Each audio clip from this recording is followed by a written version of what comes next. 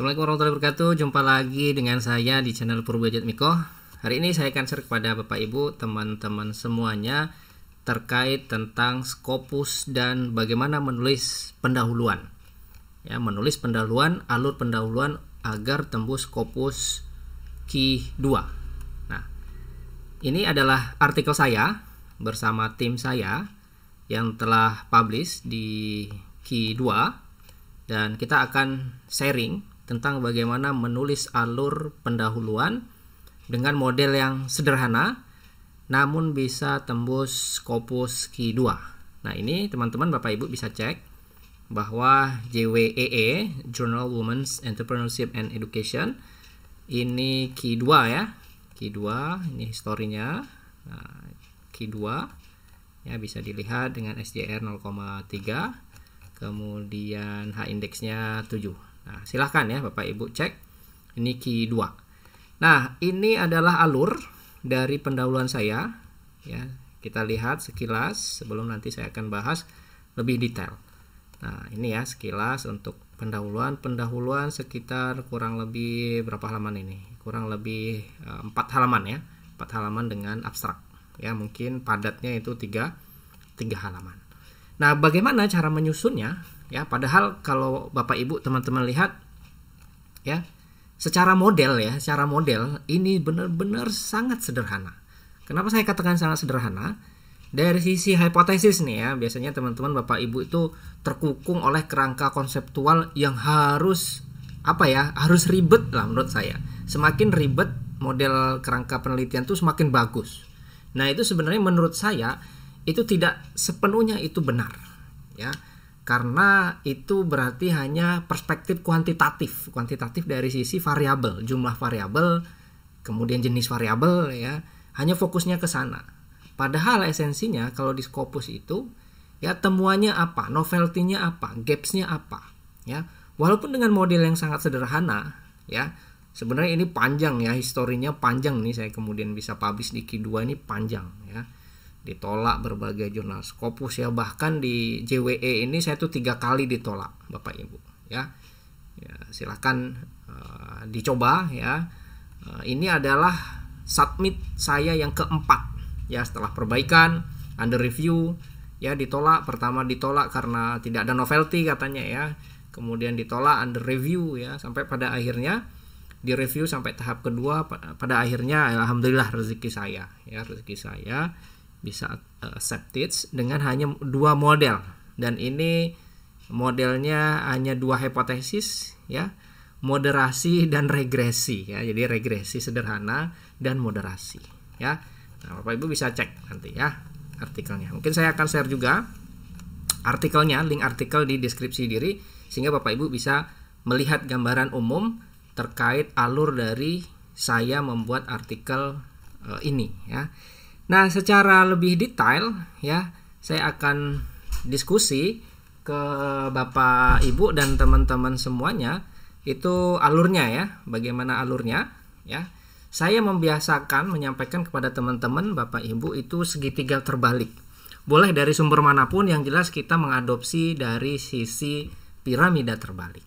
Ya, piramida terbalik berarti yang paling atas itu kan sesuatu yang lebar, yang umum, yang luas. Perspektifnya adalah perspektif global. Nah, saya selalu akan memulai dengan perspektif global. Apa yang kemudian bisa saya lakukan, karena konteks saya adalah kewirausahaan sosial, maka saya mengkaitkan, menghubungkan urgensi, pentingnya ya, kewirausahaan sosial dengan SDGs. Ya, SDGs ini kan dunia, PR-nya dunia, PR-nya negara, ya PR-nya kampus, ya PR-nya individu sebenarnya. Ya, kalau kita turunkan ya. Kemudian saya coba di paragraf pertama itu mengkaitkan antara urgensi kewirausahaan sosial dengan SDGs ya.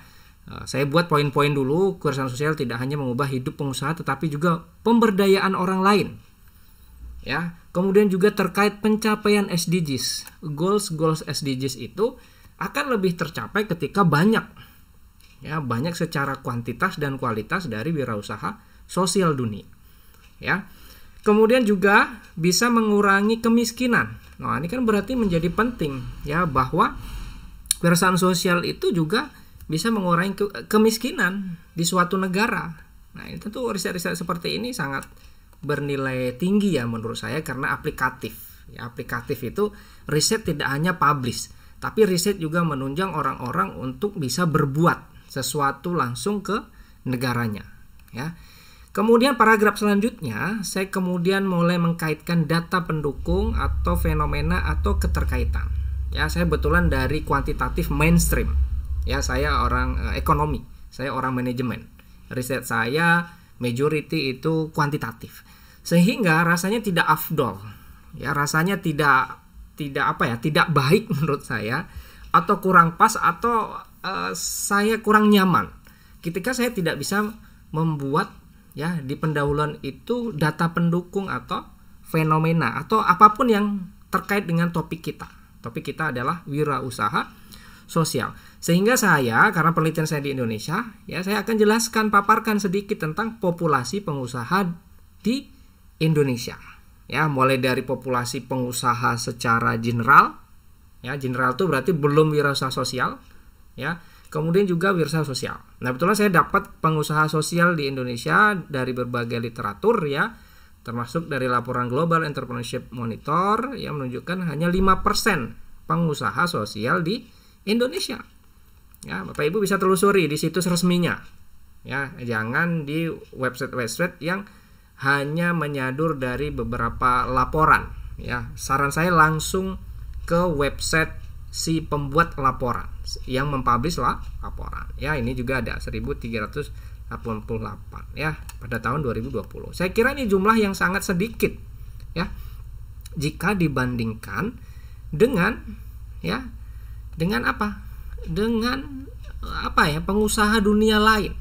Ya, sehingga ketua perlu mendorong benar-benar ya masyarakat Indonesia untuk bisa untuk bisa mendukung ya bahwa wirausaha sosial di Indonesia itu perlu ditingkatkan ya. Ini mohon maaf yang 1300 ini konteksnya adalah kuliner, fashion, kerajinan, edukasi dan ekowisata ya. Kalau total di Indonesia itu ada 342.025 orang ya, beberapa laporan. Nah, ini ya, setelah tadi Bapak Ibu perspektif global, maka kita ke data fenomena, data pendukung, pastikan ini valid datanya ya. Turun lagi ya, kita mulai persempit lagi adalah topik secara general, yaitu berarti kewirausahaan. Nah, di sini saya mulai sedikit menjual unsur-unsur Indonesia dan budaya. Ya, dan budaya dan perempuan. Nah, jadi ada wirausaha sosial, ada budaya, ada Indonesia, ada perempuan. Itu saya coba telusuri ya, beberapa laporan menunjukkan perempuan di India, Indonesia memiliki perspektif budaya yang kuat. Nah, ini ya, yang kuat mendukung wirausaha. Tentu kalau wirausaha sosial juga kan butuh kewirausahaan gitu ya, sehingga riset-riset temuan-temuan laporan ini juga penting ya, topik secara general. Selanjutnya, paragraf selanjutnya adalah ekosistem wirausaha sosial. Ya, itu kita harus paparkan lingkup penelitian konteks. Ya, lingkup penelitian atau konteks ya. Kewirausahaan sosialnya mau dilakukan di mana nih risetnya? Yang jelas di Indonesia itu satu. Ya, di Indonesia di mana? Kan luas. Kotanya mana? Ya, secara spesifik mana? Ya. Kebetulan ya riset saya itu menggunakan responden mahasiswi. Ya. Berarti di perguruan tinggi ya, itu baik swasta atau negeri, berarti di universitas. Berarti universitas kan penting ya. Penting untuk apa? Berkontribusi ya dengan strategi yang jelas untuk mempromosikan wirausaha sosial. Nah, tidak hanya wirausaha secara umum. Karena wirausaha sosial itu visinya adalah visi sosial. Ya, dia dapat manfaat dan memberdayakan orang lain. Nah, ini yang perlu kita tekankan, bukan hanya mengeksploitasi hasil yang diperoleh ya mungkin dapat manfaat sekitar, namun ketika fokus kewirausahaan itu lebih ke pemberdayaan orang lain ya, maka manfaatnya akan multi efeknya luar biasa. Nah, ini ya paragraf di berikutnya adalah kita harus bahas konteks penelitian kita. Berarti perguruan tinggi dan kewirausahaan sosial. Berikutnya adalah ya mulai ngerucut lagi Bapak Ibu, teman-teman. Ya, mulai merucut lagi peran perempuan dalam wirausaha sosial. Tadi saya paparkan bahwa penelitian saya adalah di Indonesia wirausaha sosial perempuan budaya. Nah, ini jangan sampai hilang. Ya, jangan sampai hilang di pendahuluan.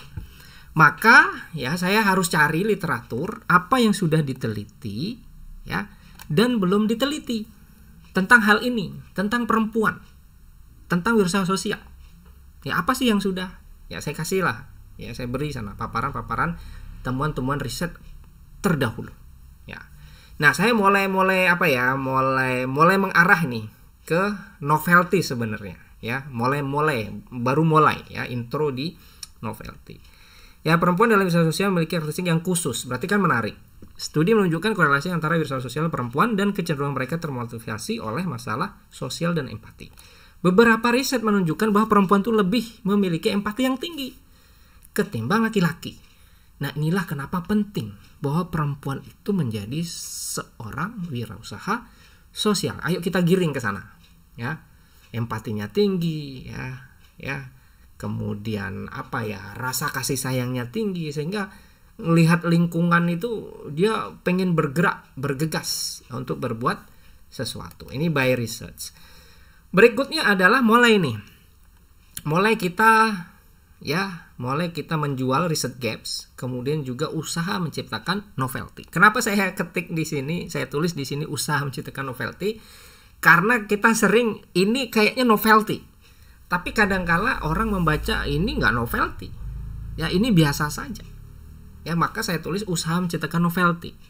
Ya, mungkin bisa kita katakan studi terbatas, studi tentang budaya ini belum pernah, atau studi tentang budaya ini hanya dilakukan di negara A, di negara B belum.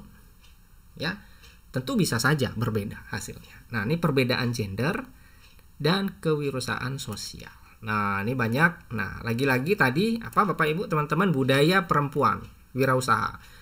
Nah, novelty yang ingin saya jual adalah tentang budaya. Budaya apa? Budaya Minangkabau. Ya, budaya Minang ini unik. Kenapa unik? Ya, suku Minang menganut sistem matrilineal yang itu tidak banyak di dunia.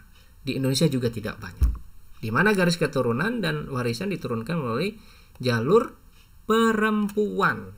Nah, apalagi perempuan Minangkabau itu terkenal ya. Ya, bukan perempuan Minangkabau sebenarnya. Orang Minangkabau itu terkenal dengan jiwa wirausahanya. Ya, kerja kerasnya, ketekunan dan sebagainya. Ya. Jadi menjadi menarik ya, wirausaha perempuan Minang. Ya, kemudian budaya Minang yang erat dengan semangat wirausaha menjadi menarik dikaitkan dengan kewirausahaan sosial. Nah, karena sudah basicnya sudah punya wirausaha, gimana sih caranya kita menggiring supaya ada minat untuk menjadi wirausaha sosial, khususnya adalah perempuan Minangkabau. Turun lagi, baru terakhir adalah urgensi, kemudian juga atau tujuan penelitian. Nah, ini studi pada mahasiswi Minang. Berarti sini langsung ke mulai kita turunkan perumusan hipotesis. Variabelnya apa? Ya, ini kebetulan variabel saya hanya 2, yaitu motivasi prososial dan motivasi intrinsik. Ya, pada niat perempuan terhadap wirausaha sosial. Nah, hasil inovatif dari studi akan memberi kontribusi mahasiswa Minang, terutama perempuan, terhadap pengembangan ekonomi inklusif dengan pandangan ke arah manfaat sosial. Nah, ini ya Bapak Ibu teman-teman semuanya, mudah-mudahan bisa membantu ya guideline alur ini ya. Lagi-lagi ya tidak perlu model yang rumit ya, hidup sudah rumit Bapak Ibu teman-teman, jadi jangan diperumit. Nah, ini saya buktikan 2 hipotesis, regresi sederhana, kemudian MRA, moderasi. Nah, ini bisa accepted di Scopus Q2. Saya tunggu komentar Bapak Ibu terkait bagaimana menulis alur pendahuluan ya. Silahkan dicoba ya, saya sertakan link artikel saya di deskripsi, mudah-mudahan bisa diunduh, dibaca, dan bagaimana saya kemudian bisa menulis pendahuluan. Sampai ketemu di konten berikutnya. Terima kasih. Assalamualaikum warahmatullahi wabarakatuh.